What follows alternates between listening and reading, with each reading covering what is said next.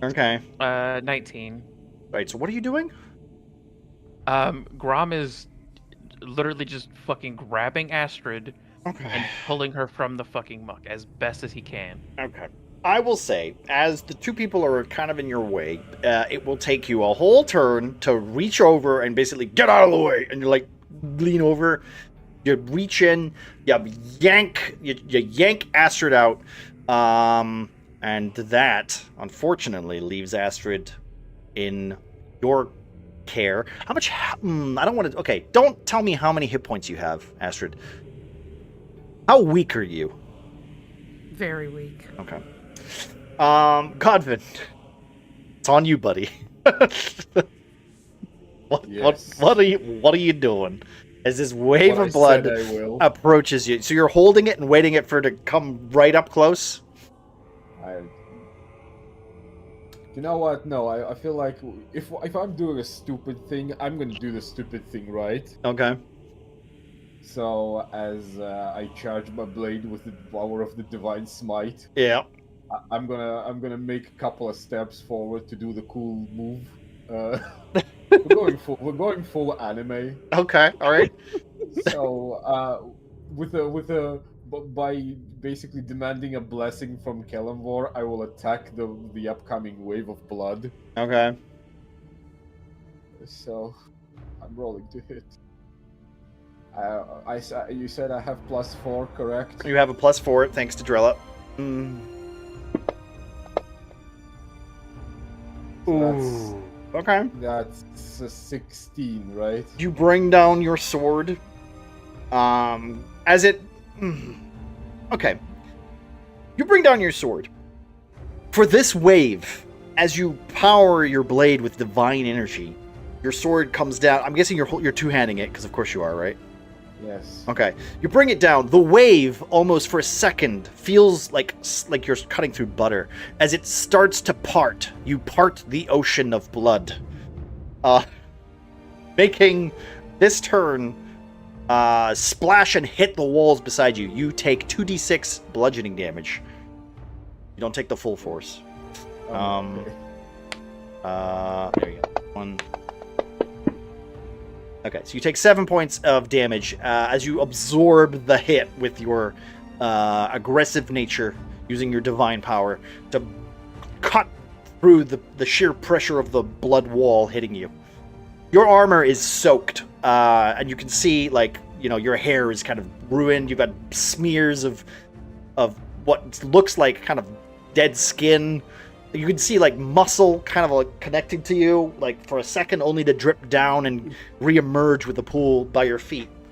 I also need you to make a wisdom saving throw. Of course. Oh shit.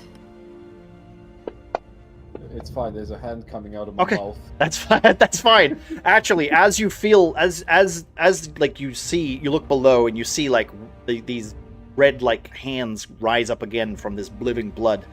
Suffering victims of whatever horrible creature created this instance, this zone, this room. You find that it's about to reach up, and then a static of lightning, of white divine energy, burns the actual surface, creating a layer of protection, kind of almost like a wall. As the fingers retreat, you have a turn to you have bought time for now. I will say, Astrid. Yes. Can you walk? You're at half your movement speed, fortunately. I never said Grum was letting go. Okay, good to know. Astrid, what are you doing? What do you mean? What am I? There's all these. Let's get the. You're currently in the grasp of Grom. Get me out of here. Your only option to hold on now. Bye now. Get. Nobody needs to be hurt. All right. Grom is retreating. Parian, Ernie. Okay. Go. Godvin. As much fun as it would be to wait for the second wave so I can slice it again, I'm retreating with everyone else still. As you enter into the room, The door closes behind you. The rope left on the door, snapping free and slowly dissolving into the blood below. Astrid put down by Grom onto the floor as you see a blood-stained library surrounding you. This vault of forgotten truths, probably dedicated to the goddess of patience, the many myths surrounding her artifacts. Shelves seem to bow under the weight of these ancient tomes, bindings worn, but the air seems to be thick with stillness, as though waiting for someone willing to listen. The whispered fragments of text linger at the fingertips of our party, as they have reached what might be the answers to why this place is so mysterious and why this place is so dangerous. And we're gonna end it there. I'm gonna take a nap, okay? Congratulations! Well done, guys. That room was 100 times harder than it should have been. Also, I really wouldn't call it well done, okay? Done is more than enough. Hey, we're all still alive. I want to say, with the amount of red, it's maybe medium rare or rare. Yeah. I'll take my steak blue, please. I don't want to. It's like, yeah, you just go home and you're like, rare? Ugh. No, I don't want it. I don't want it. I'm a vegetarian. Okay. I'm just gonna hunt carrots and potatoes, okay? Sorry, we went on a little longer than usual because, well, it's fine. Sometimes it happens. I apologize for that, but I didn't want to end it on a note where we had the party split. Oh, good. So, yeah, no worries, bud. No worries. Enjoy. Thank you, Hobo, for playing. Garam, Marcy, Bean, Night, Ross. Panda, Good Ross, Kitsune, Muffin. Bye. Thank you very much, folks, and we will be back next time. Hopefully, you want to check the players, go do that. Yeah, we're just going to end late tonight. Sorry about that. We'll be back next time. As always, if you aren't already, you can join the Discord for our silliness. Can someone do our exclamation mark Discord, exclamation mark YouTube, exclamation mark D&D? Because every other Saturday, we play in our D&D campaign. All that shit. So, thank you very much, everybody, for taking part. Thank you for all the potions. Thank you for the inspirations. Thank you for the raids, Skeet, Savage, and Eric. Love you guys. Thank you very much. And yeah, we'll be back next time. Hopefully, our party can get out of this hellscape of puzzles and patience. Because clearly it shows that, you know, she's literally the goddess of patience. And if there's one thing our party doesn't have, it's that. Hold on. I was being patient. I just went to dip my hands in the fucking blood and that shit. Yeah. All right. See you later, folks. Whee! Bye. Have a good night. Fun times. It's not an adventure without. And that's one. Listen, struggle makes the adventure worthwhile.